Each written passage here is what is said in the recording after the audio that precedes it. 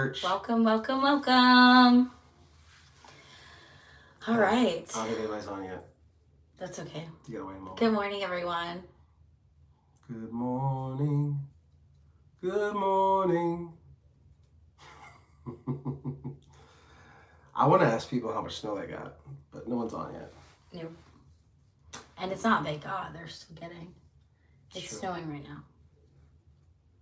I want to know. Can you tell me? Who's the first one on? Woohoo! I can't tell who it is, I though. can't either. Isn't there a way to see?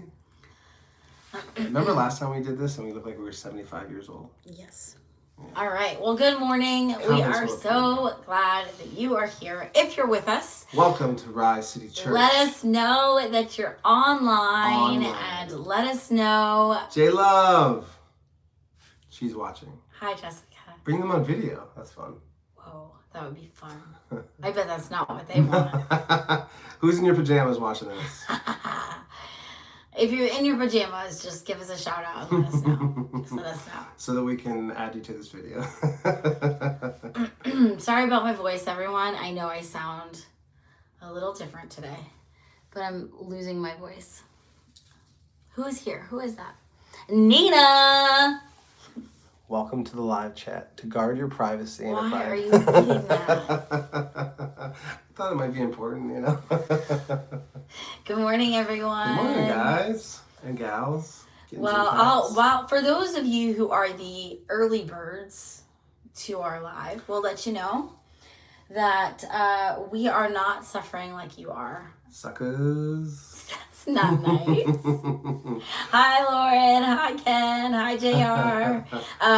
We were supposed to leave on Monday for vacation in Florida, and we saw the writing in the snow, and so we actually moved our flights up, and we left on Friday morning, crack dawn, Yep. and we took off for Florida. And so right now, while you are in the 16-degree weather getting snow, we are in sunny Florida, and so I'm sorry for that reality. Mm-hmm. I don't want to break it to you, but I have to.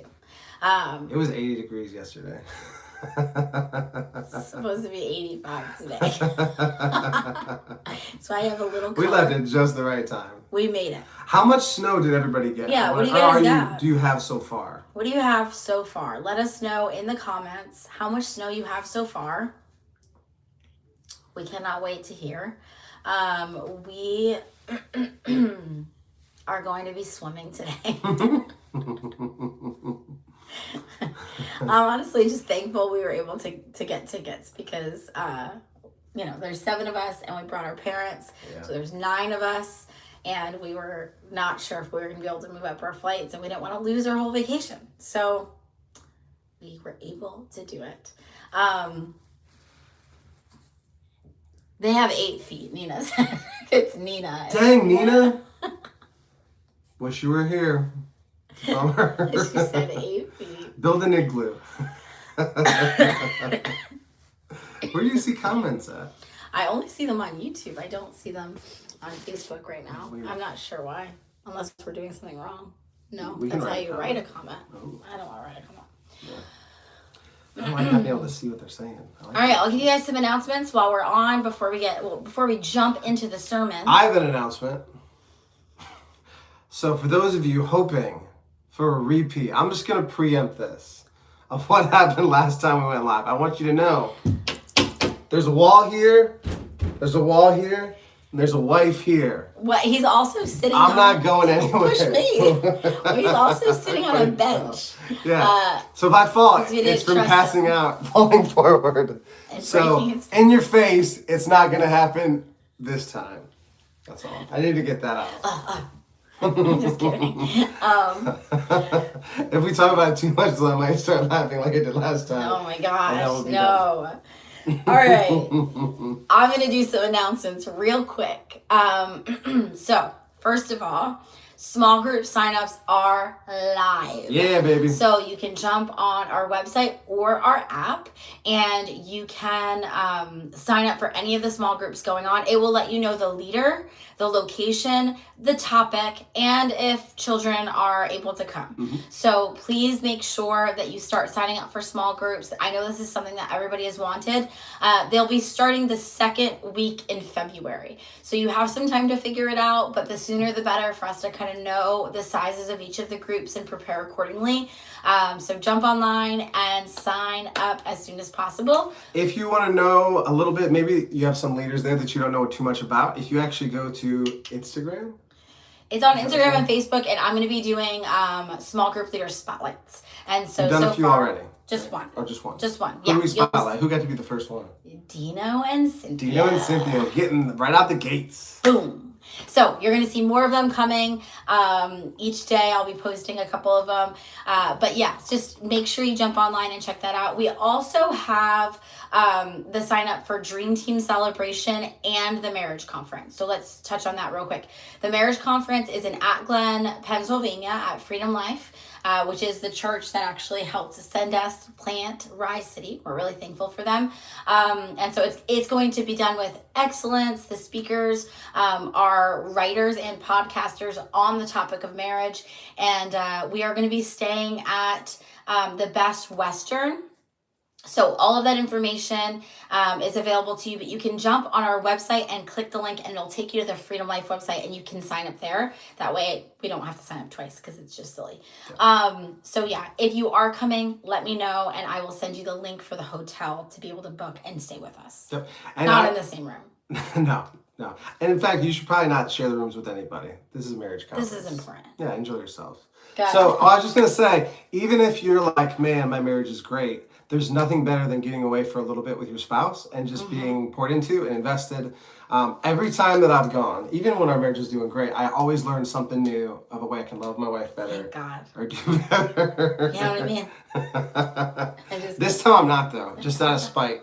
So, but anyway, if you're married, prioritize this. It's just when we invest into things and when we water things, they grow. So when we invest into our marriage, it gets better and better. So, and one of the cool things about it this year is that there is childcare. So if you need to utilize that, it's available to you. You can pay for it, and the information is online as well. So leave the kids alone at home with some milk and bread. Be good to go. Don't listen to him. Okay, next thing is our Dream Team Celebration is coming up, and that's going to be on a Friday evening. If you serve anywhere within the church on our Dream Team, we just want to take the night to appreciate you, to honor you, to tell you that we see the hard work and we really are thankful for it. And so we always cater a really, really nice meal. Everyone gets really dressed up and snazzy that night. It's a red carpet affair. It is so fun. There's photographers. If at you're an actual wondering, red carpet. if you're wondering if we have already done the planning for it, and it is going to be the cutest one ever. And for my men, the manliest one ever. Yeah, but also really adorable. So we're very excited about it. Make sure that you sign up for that as well. You and your family are invited. So even if you are serving and your spouse is still falling behind and hasn't joined a team yet, they are still invited, and so are the kiddos. It's going to be an awesome night. But please sign them up because we need to know how much food to get. Announcements. Are there any other announcements? Men's group is will be the second week of Second Thursday of every month, which this time is February something, whatever that is. I think it's the 8th on the top of my head, but I might be wrong. That's a Sunday. Super Bowl Sunday. Okay. Okay. We don't have men's group that night. Nope. Because they want to see the game. All right. So that's our announcements. Take the time to sign up. If you're wondering, we are not going to be doing worship because Ronnie wasn't able to check in his guitar. Hold the phone. Are you kumbaya-ing it? I was going to, but I couldn't think of any songs to just at the top of my head. Like, what is I think we should bring somebody in on video. You should have brought Jay in to do his thing. Oh, I'm kind of So tempted to do it. cute. Do you think he'd do it with all this stuff? Probably not. No, he'd want to touch all the He'd want to phones. touch all the cameras. I'll just tell you what he's doing these days. Ronnie sings, go ahead, the song.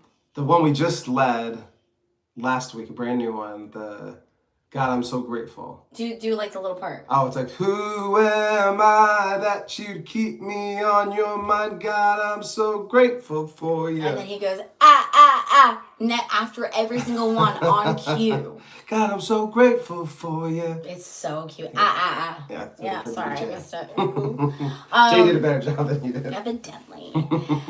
Okay, I still wish I could see comments over here. I can see them over here, though. No bench breaking today. That's right. All right, so okay, that's our announcements. There is still a way to worship and giving. You can jump on our website, risecityNJ.com, and you can click give in the top right corner and follow the prompts. You can still text the same exact number, or you can use the Church Center app, which is the easiest way to give by far. So let's talk about that Church Center app for just 1 second. We are really going to be taking advantage of the Church Center app this year. And so on there, you're going to see all the signups. The calendar is also very active. You can go on the calendar and there's links associated with any signup that's going on, as well as the Breakfast Sunday, which generally we can't get on the app, but we can in the calendar. Now, if you click more, you're able to see sermons. And so while they won't be live, after the fact, the sermon will be up there. So if you missed that Sunday, you can jump on the app and you can actually watch it there, which is a really cool feature. And then, if you will please download the app. I have created the first button on the left side on the bottom. It says me. You can click it, and then you have a profile at the top. You can click your name, and you can edit that profile and make sure all of the information is accurate. And so what we'll do in the second quarter of the year is we are going to be launching our directory. And so it's going to be a Church Center app directory. Good morning, Karen. Which is going to be super, super fun. Oh, they're all coming now. I've looked for my ring camera. It didn't go out yet. These are just now coming through? Yeah. They're just like all like... Yeah. Okay. I think they're late, but that's okay. Anyway, so...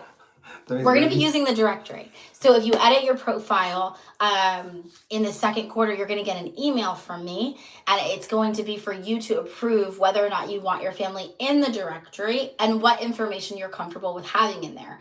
And then in the app, you'll be able to click directory and see everybody's information, their little picture, their family, your phone number, depending on what you want to share. Social security number. Yes, credit card numbers, everything. We share all. So you can do that on the app, which is going to be super cool. So just please download that app, get acquainted with it, update your profile. The directory is coming in the second quarter, which I'm excited for. Sermons are already on there. So that's my spiel, but I really want to get into this morning's word. I'm excited for this to talk about what we're talking about this morning. Wouldn't it be a bummer if you weren't? If you were just like, I'm just going to go. This one's lame, guys. Buckle up. Jen, you can take this. Go ahead. Okay. So we are in a series called Foundation. And that's because that is our theme for the year. That's our theme for the year. So the theme for the year, Foundation, it comes from Matthew 7:24-27, where Jesus talks about we want to build our lives on the rock, which is him and his teaching. So this year we're learning all about that. We're learning how to build our lives on Jesus alone, nothing else. A lot of times we can have a lot of other things that we try to base our life on, and we'll like add Jesus like sprinkling on top. But we don't want the sprinkling on top. We want Jesus to literally be the foundation of every single thing we do. So this year, that's what we're going to be digging into. And tonight, that was an amalgamation of tonight and today. Nice. We're going to be talking about the Sermon on the Mount. So, boom. Okay, so the Sermon on the Mount is, since that's the end of the Sermon on the Mount, we went to the top of it. And we went to Matthew 5. And so last week we talked about the Beatitudes, and we talked about how throughout this sermon, what Jesus is doing is he's not just sharing laws anymore. He's sharing the heart behind it. And so that was the purpose of this sermon. This is his longest recorded sermon, his first recorded sermon. He is on a hillside in Capernaum preaching to a group of people that's growing by the day. And this sermon probably took several days, but it was just one sermon going through. So doing like 2 services would be tough. Imagine multiple days. Yeah, you can't complain about the length of my sermons. Anyway, so we finished the Beatitudes. We talked about salt and light, being salt and light in the world. And now we're in a part of the sermon with Jesus that's a little bit denser. So it really does require a little bit more context, a little bit more historical understanding. And so I really want you guys to lean in and stick with me. I know we're online. I know it's easy to get distracted, probably more so than any other time. So if you need a snack, grab a snack now. If you need to go to the bathroom, hurry up. If whatever's going on. But I just told your church to take a bathroom break.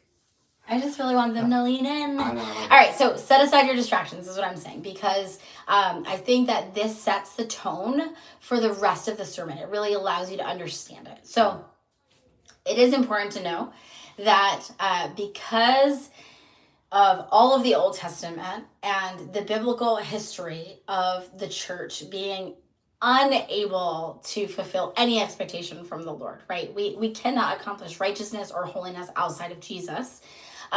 Jesus was the rescue plan. Jesus was the plan to pay for our sins. And he's rescuing us from the world that we've created, which is not so great, into a kingdom of wholehearted love and respect. So our call is to righteousness, and a person who is righteous is one that's consistently doing what is right by God and by others. And the question they would have asked is, what does it mean to do right by everyone, right? So Jesus was an Israelite, and the people of Israel had the answer to that. And the answer was that to do right by God and people, you need God's wisdom. So let's jump into this passage here. Matthew 5:17 says, "Do not think that I have come to abolish the law or the prophets. I have not come to abolish them, but to fulfill them." So how do I get wisdom? By meditating and memorizing the Torah, which was the first 5 books of the Bible, which would have been the answer of everybody that was there listening. That would have been the answer. You have to memorize and meditate on the Torah.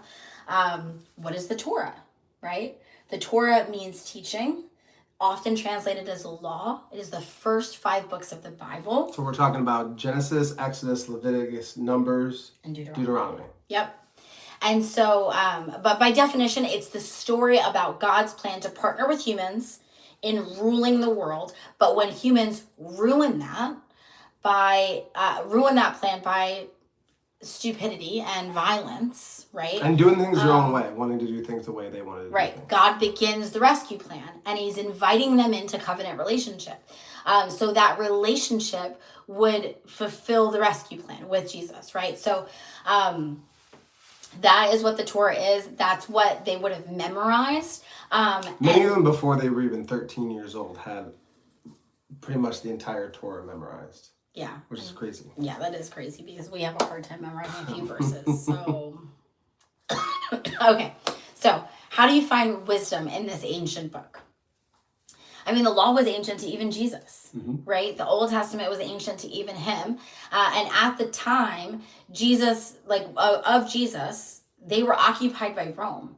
And there were even some laws that they couldn't even fulfill themselves. They couldn't do them because they were under Roman rule. Like there was laws that you had to sacrifice at the temple with the priests, and they didn't have a temple. Right. They weren't able to get to the temple. So there's laws they weren't able to do. So it's important to understand that the Torah was filled with 613 laws. Right? That made me tired just thinking about it. I know, 613 laws. And yet it wasn't even like a comprehensive legal book, right? It was, in a lot of ways, it was just general. So it would be like, keep the Sabbath, don't work on the Sabbath. And then they would ask the question, what does it mean to work? And so the scribes and Pharisees of the day were the ones that were creating the comprehensive list to fill the law. They were filling the law with this comprehensive list. So it starts as 613 laws, and then let's say keep the Sabbath turns into defining work into 39 categories. And then you had exceptions, edge cases, examples, what if scenarios. So they tried to think through almost every kind of different scenario and So- what the Sabbath, keeping the Sabbath would look like in that scenario. So it went from 613 laws to thousands, if not tens of thousands of rules and legalistic mindset, religiosity, right? I have to do all of this to be righteous. That was their legal system within the church, right? So scribes and Pharisees were filling these laws up to make it a comprehensive, like, this is how you apply this law, okay?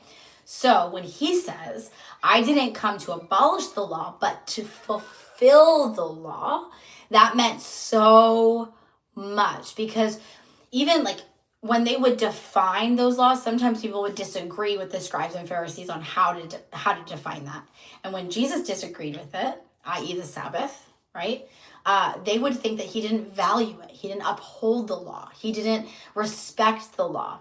And he was making sure they understood, no, I do respect the law.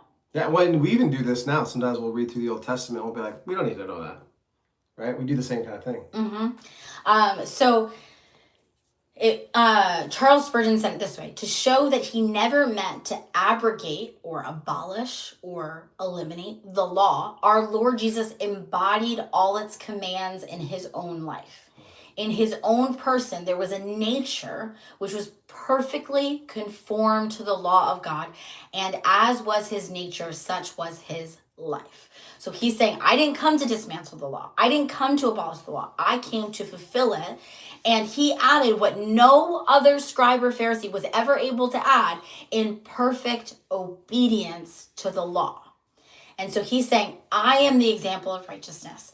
I am the example of keeping the law, which was a huge claim. That's a crazy claim. He's pretty much saying, like, it'd be like me saying, do exactly what I do, and you're gonna be just perfect. like you're gonna be like Right. God. That's what he's saying. Which would have been offensive. And which, if I did, would be offensive to you guys. Right. And then he goes further and he says, your righteousness has to surpass that of the scribes and the Pharisees, which would have been offensive to them because they're right there. So let's keep going there. So what Jesus is doing now is he's offering this very bold but beautiful vision of how to build a healthy community, heal broken relationships, and transform hostility into honor and respect. So what he does following this is he starts to quote the law and then explain what it actually means, the heart behind it. Why? Because Romans 10:4 said, Christ, Jesus, is the culmination of the law so that there may be righteousness for everyone who believes. The Message version says, the earlier revelation was intended simply to get us ready for the Messiah, who then puts everything right for those who trust him to do it. So what Jesus did is he allowed us to take on his righteousness. He was the perfect example of righteousness. And he's saying it has to exceed the Pharisees and scribes. Why? Because what they're doing is just outward righteousness. It's like how to rule following. Right? I got to follow all these rules. I got to fulfill it. I got to do everything right. This is what it looks like. Thousands of like legal laws, thousands of them for us to follow. And he's saying it's not about the checklist. It's about the heart behind it, right? Because even when it came to him following the Sabbath, when he helped the animal out of the ditch on the Sabbath, he was saying, would you leave it there? Like, is that, you wouldn't heal a hand on the Sabbath? Because the heart behind it is wrong. It's I have to fulfill these laws at the cost of what's most important, which is God's creation right in front of me, right? So let's keep going. Verse 18. For truly I tell you, until heaven and earth disappear. So this next part, he's saying, it is so important to me, right? He just said something that was offensive. What people are hearing is, you don't value the law. And now he's saying, whoa. For truly I tell you, until heaven and earth disappear, not the smallest letter, not the least stroke of a pen will by any means disappear from the law until everything is accomplished. So in sharp contrast to abolishing the law, he's expressing that not even, the word would be jot or tittle. Great words. Right. Of the pen would disappear. And the scribes especially would know what that meant. It was the difference between a C and an O. right? If I add a line here, now it's an O, right? That's a jot, that's a tittle, that's just not even that small of an error will occur. Not even that small of a change to a word will occur. And so he's making sure they understand, no, I do value the law. Verse 19, therefore, anyone who sets aside one of the least of these commands and teaches others accordingly will be called least in the kingdom of heaven. But whoever practices and teaches these commands will be called great in the kingdom of heaven. So the law sends us to Jesus to be justified. Okay? What do I mean?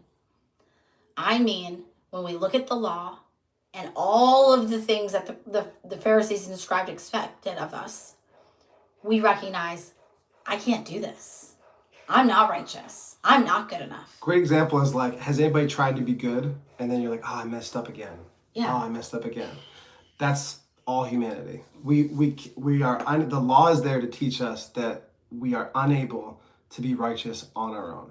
So if you think you're righteous, I mean, we could read the law, and then as you read, I'm sure there's something in there. You're like, oh yeah, I lie a little bit, or oh yeah, I have a little bit of pride, or oh, I lost it at my kids the other day, or oh, I don't really respect my wife the right way, or so the law points out all those things. We needed the law to point out because we think we're awesome.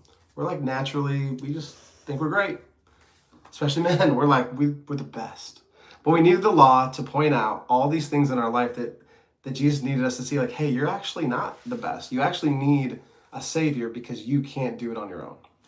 So that understanding that I can't fulfill the law sends us to Jesus to be justified because it shows us our inability to please God in ourselves. After we come to Jesus, he sends us back to the law to learn the heart of God for our conduct and our sanctification. So we still have a call, even though he clothes us in righteousness, we still have a call to become more like Jesus daily, which is sanctification, right? So church, it's not just like a get into heaven free card. No, there should be fruit from that relationship with Jesus. There should be a change and a transformation happening in my heart and in my mind and in my perspective and in my actions, in my words. That's called sanctification. So verse 20 says, for I tell you that unless righteousness surpasses that of the Pharisees and the teachers of the law, you will certainly not enter the kingdom of heaven. So when we begin to see what fulfilling the law means to Jesus and the heart behind it and the fact that we're unable to keep it, then we understand, okay, what I need Jesus and I need him to explain it because I don't get it and I can't fulfill it. And so what Jesus does next is he gives 6 case studies, right? It's almost like he's a lawyer, presenting his case. Listen, I didn't come to abolish it. I came to fulfill it. And then he's like, this is the heart behind the law. What is practical examples that these people are experiencing? Right. And so Galatians 2:20 through 21, I like this. It says, I do not treat the grace of God as meaningless, for if keeping the law could make us right with God, then there would be no need for Christ to die. Right? So the law itself is not saving me. I need Jesus. Okay. So now we move on to these 6 case studies. Now we're online. And so we're going to go through all of them an hour each. If I read 25 verses to you online, you would absolutely move on to lunch or, get distracted by the text on your phone or start scrolling social media and then be like, oh yeah, I was watching the live. And so I'm not going to read all 25 verses here. I am going to share just the first one. Okay. So there's 6 case studies. I'm going to share the first one, the heart behind it, so you can kind of understand the rest. This is why I keep urging you to be following a reading plan or the Bible Project. So you can go on YouVersion app and you can search Bible plans and put in Sermon on the Mount. There are several Bible plans you can follow, or you can download the Bible Project or go to the website. You can make an account in like 10 seconds and you can search again in the top right corner, Sermon on the Mount. And then it has a video video lessons for each portion of the Sermon on the Mount, which is super cool because it gives you the history, it lets you understand it, gives you more context, and it's all in like a little animated video, which is cute.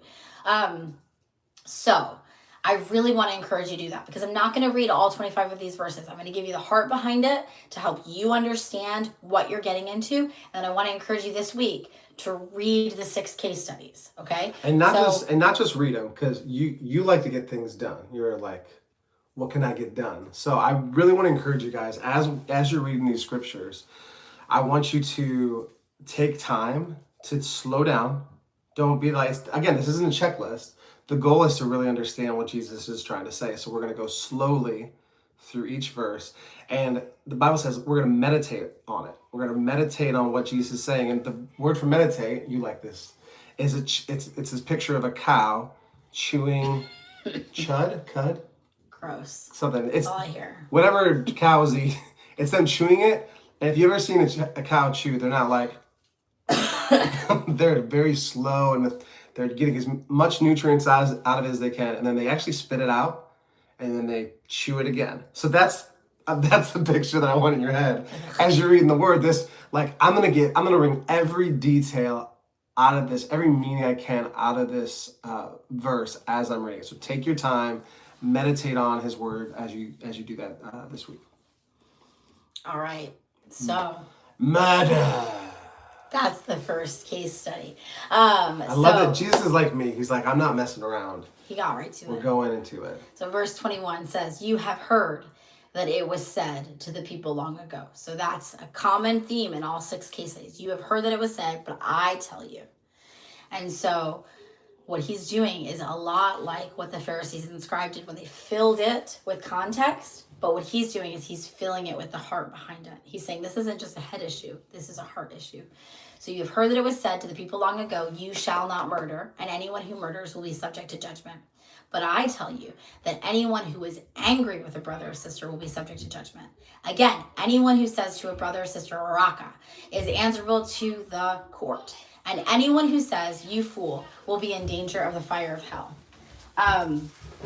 So the idea here was to rebut what was often taught. Those are my children being angry with each other. Sorry, guys. So the idea was to rebut what was often taught in that many things short of murder were acceptable based on the circumstances that they were in. And he was saying, no. This isn't about just following, like, don't murder, but whatever else you do is acceptable. He's saying this is a heart issue. The way that Barclay said it, which he's a commentator, he says, so Jesus forbids forever the anger which broods, the anger which will not forget, the anger which refuses to be pacified, the anger which seeks revenge, okay? So he's saying it's not just about the action, it's about the anger that's brooding behind the action, which, man, that's a hard issue, right? How many of us, we haven't murdered someone, but the anger brooding behind it is absolutely there, right? That meaning that if you could get away with it and nobody knew about it, you would do it. That's what I mean. If there was no consequences because Jesus isn't about behavior modification. He's not just like, you need to, on the surface, not do these things. He's trying to make us into a kind of people that don't even want to do those things anymore. That's what sanctification is. When we're like, if I've gotten pretty angry at people. You notice. Specifically when we're driving. And there's, in those moments, like, I'm very thankful that I have a wife who calms me down. And I have, like, we have to recognize that there is something in us that even we can be so angry with somebody where, like, my heart wishes them death. Just like ill will. Yeah, ill will. But can you, like, we have to recognize, we think, because we'll hear something like this and we'll think, well, I hear you, Jesus, but I would never kill anybody, right? Like, I would never actually do that. And Jesus is like, no, you're doing it. You're killing them in your heart just because you're not stabbing and, whatever. Just because you're not physically doing the act. Your heart is in the same posture as it would be as if you did the act. Yeah. And Jesus is trying to change our hearts so that we can become the new humanity that looks like His kingdom. Right. So this is like, anytime you read this, you're like, like, I got some work to do in my heart when it comes to, I mean, every single thing he says, you know. Yeah, yeah. And it goes on and it says, if you say to a brother or sister, raka, it's answerable in the court. And that word there is really difficult to translate for people because it's more of a tone of voice than anything. It's a condescending exclamation towards someone. So not even necessarily a vulgarity or a cuss word, but more of a common word you would yell at someone you despise or that you're furious with. And the point is that in that moment, you're showing that you do not value the other person, that your anger, your emotion is more important to you, more valuable to you than the person that's standing right in front of you. Mm-hmm.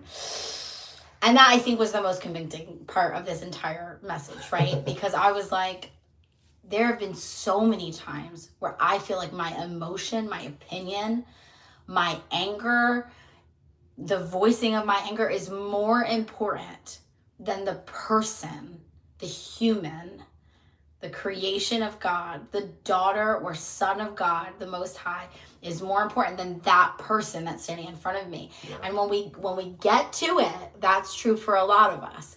And so that's why the people that were sitting there were getting a little up in arms, because they're like, you're not abolishing the law, you're taking it to the next level. You're making it even harder. You're making it even harder, right? I can keep my hands off of people, but how am I going to keep my heart from wishing them ill will? Exactly. And then verse 23 says, therefore, if you are offering your gift at the altar and there remember that your brother or sister has something against you, leave your gift there in front of the altar. First go and be reconciled to them, and then come and offer your gift. Settle matters quickly with your adversary who is taking you to court. Do it while you're still together on the way, or your adversary may hand you over to the judge, and the judge may hand you over to the officer, and you may be thrown into prison. Truly, I tell you, you will not get out until you have paid the last penny. So that part about leaving your gift at the altar and going to reconcile is Jesus saying that it is more important to be reconciled with a brother or sister than to fulfill a religious duty. Go be reconciled. We cannot think that our service towards the Lord justifies bad relationships with others. Say that, yeah. Maybe we would say that like 4 more times. We cannot think that serving in the front of the house, serving in the teal room, no matter how hard it is, serving on the worship team, serving as an usher, serving the homeless. We cannot coming to church every Sunday. That our coming to church every Tithing. Sunday. None of our religious duties, our service to the Lord, can justify bad relationships with others.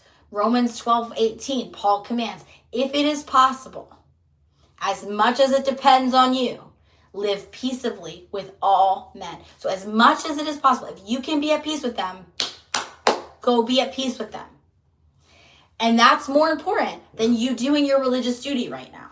And I love that he gives it out there, because so many times we think like, okay, yeah, I'd be peaceful with them if they were peaceful with me. Like if they, but he says as far as it pretty much on your end, you be the peacemaker. Yeah. You be the one who's the bigger person. You be the one who forgives. You be the one. Do everything in your power. And you're not responsible for how they react, but you are responsible for how you make peace with that person. And that the Lord has convicted me way more times than I'd like to admit on that part. Like as I sit with him about relationships in the morning and I'm like, Lord, this is a struggle, or this isn't working, or what do I do about this? And it's always like, well, have you done everything? And I never have.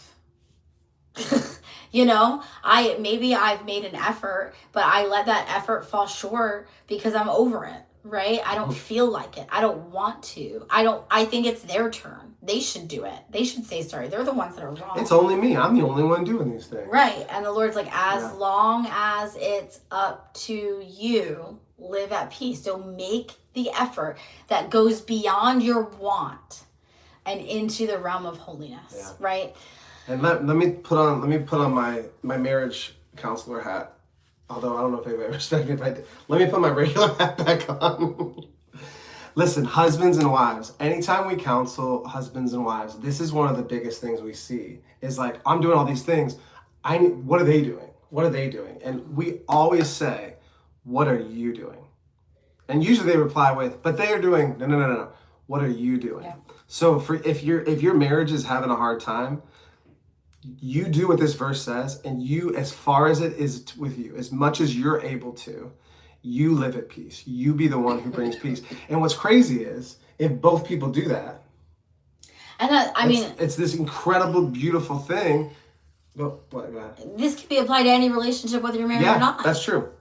If you have a coworker, if you have a friend, if you have whatever, what are they doing is always our first sentence, and it's what are you doing? As long as it's up to you, live at peace with them, right? So he's expressed the heart behind it, right? It's not about the action of murder. It's about the heart of anger behind it. And then he goes on to do this with two other examples specifically. The next two examples are adultery and divorce. And he goes through them and he says, it's not about just the adultery. Don't even look at a woman the wrong way, right? It's not just about serving the divorce papers, right? It's being just about that situation because in that day, culturally, men had an advantage over women in that they were the only ones that could serve the divorce papers. And so they were serving them, dismissing the woman and moving on. And they could do it for any reason. You overcooked my eggs, divorced. Boom. Undercooked chicken, jail. That is too much. Okay, hear me here. He was not just speaking to the law.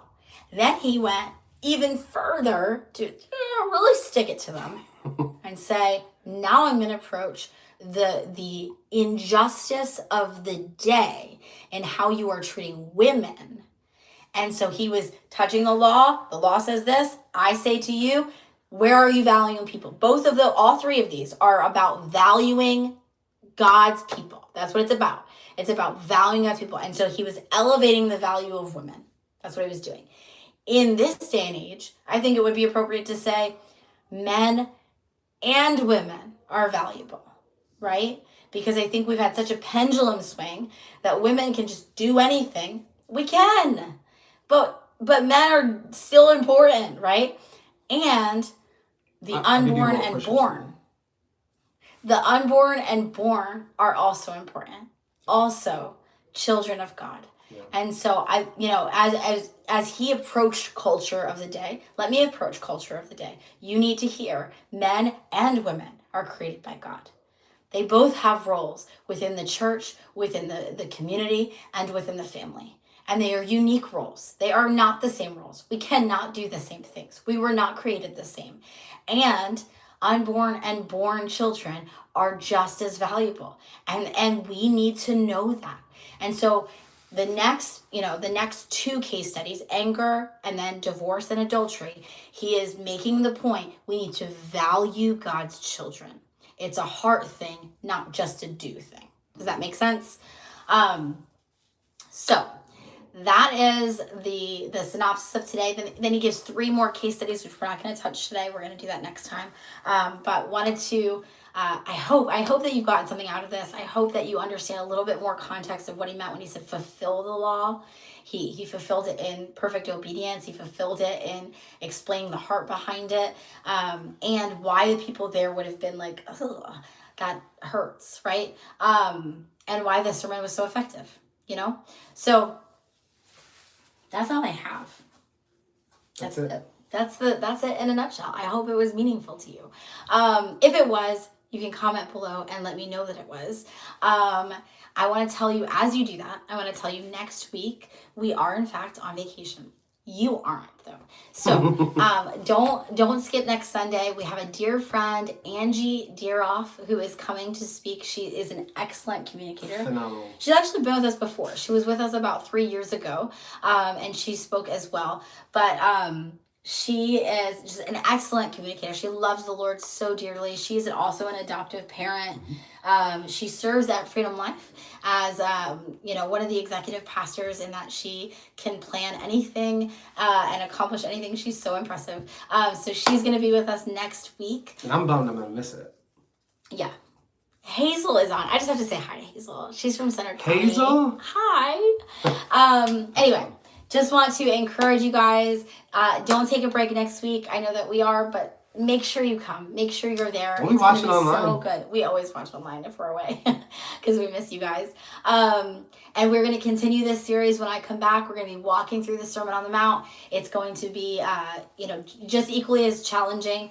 And if you can, since you're home in the comfort of your home and you're already holding a device, download the Church Center app and sign up for everything. Could you do that for me? That would be my vacation gift. If I went on there and clicked registrations and I saw... vacation kind of a gift, though? No, this is the gift. If I jumped on registrations and saw that you all took the time to sign up to small groups and Dream Team Celebration and the marriage conference and all the things. And small groups. Oh, and Growth Track. Yeah. And if you haven't gone through Growth Track, go through Growth Track. Should we start naming names? Yes. No. Like a hit list. I knew you were going to do it. So yeah, anyway, we love you guys so much. We are praying safety over you and warmth and all the things for your family. We miss you. We love you. And we will see you guys in 2 weeks. But next week, we will have a guest speaker and it's going to be out of this world. So make sure that you're with us. Love you so much. See you next time on the Pastor Ronnie and Jen Show. That was the best. I don't know how to turn things off. Maybe the X? Yeah. Are you sure you want to end?